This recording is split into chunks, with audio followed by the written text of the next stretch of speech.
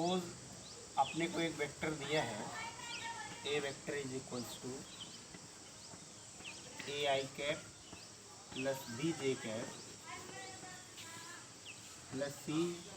के कैप। ठीक है, इसका मतलब हमने देखा है,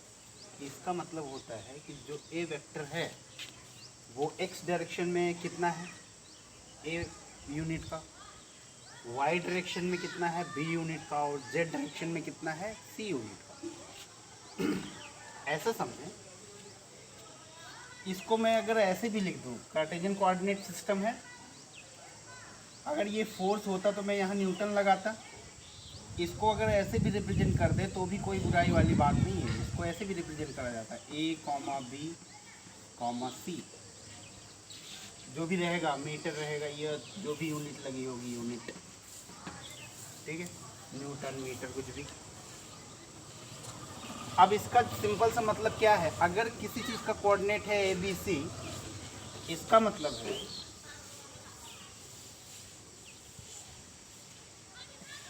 X Y Z axis, Z axis ये आउटवर्ड टू द प्लेन है।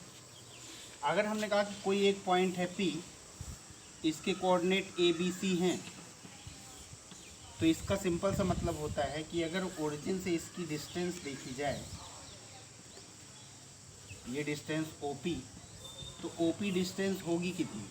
OP डिस्टेंस होगी under root A square plus B square plus C square. ठीक है, तो मैं ये कह सकता हूँ कि जो भी ये ए वेक्टर है, ए वेक्टर कह लें या OP वेक्टर कह लें, जो भी है, इसको हम अगर इस तरीके से लिखेंगे तो ये जो है P का पोजीशन वेक्टर भी कहलाएगा, और इसका मैग्नीट्यूड कितना होगा, मैग्नीट्यूड यानी कि लेंथ ऑफ द लाइन, और लेंथ ऑफ द लाइन हमने देखा कितना है under root A square plus B square plus C square, यानी ए का जो मैग्नीट्यूड है वो है under root A square plus B square plus C square. अगर मैं यूनिट वेक्टर की बात करूं, यानी कि इसके यूनिट वेक्टर की बात करी है, जैसे हमने कहा कि एक तो जो ए वेक्टर होता है उसको हम क्या लिख सकते हैं, A vector can be written as mod of A into unit vector of A. तो हम यूनिट वेक्टर को कैसे निकाल सकते हैं, यूनिट वेक्टर हो जाएगा ए वेक्टर अपॉन मॉड ऑफ ए। कभी भी यहाँ जो भी मैं कर रहा हूँ ऐसे ही हम अगले भी जो भी अपने को क्वेश्चन मिलेंगे इस तरीके से हम उसको सॉल्व कर सकते हैं। तो यूनिट वेक्टर ए वेक्टर के लिए कितना होगा, ए वेक्टर कितना है A I cap plus B J cap plus C K cap, A I cap plus B J cap plus C K cap upon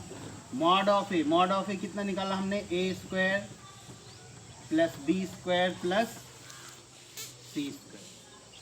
तो कभी भी अपने को यूनिट वेक्टर निकालना हो तो हम उस वेक्टर को उसके मैग्नीट्यूड से डिवाइड कर दें तो अपने को मिल जाएगा कि उसका यूनिट वेक्टर क्या होता है।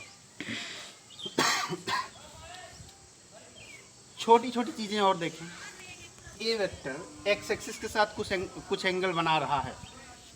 लेट से एक्स एक्सिस के साथ ये अल्फा एंगल बना रहा होगा, और अगर मैं ये जानना चाहूँ कि कॉस अल्फा की वैल्यू क्या होगी तो आप क्या बताओगे, कॉस अल्फा की वैल्यू होती है बेस अपॉन हाइपोटेनस। तो अगर मैं ये राइट एंगल ट्रायंगल लूँ तो इसका हाइपोटेनस की लेंथ क्या है OP, और बेस की लेंथ क्या है, बेस की लेंथ का मतलब है कि एक्स डायरेक्शन में जितना है वो वेक्टर एक्स डायरेक्शन में कितना होता है A। तो हम ये कह सकते हैं कॉस अल्फा की वैल्यू हो जाएगी A अपॉन, ये देखिए ये वाली लेंथ ऑफ द लाइन क्या है, mod of A, mod of A। इसी तरीके से अगर मैं कहूँ y एक्सिस के साथ इसका एंगल बीटा होता तो कॉस बीटा की वैल्यू क्या आती,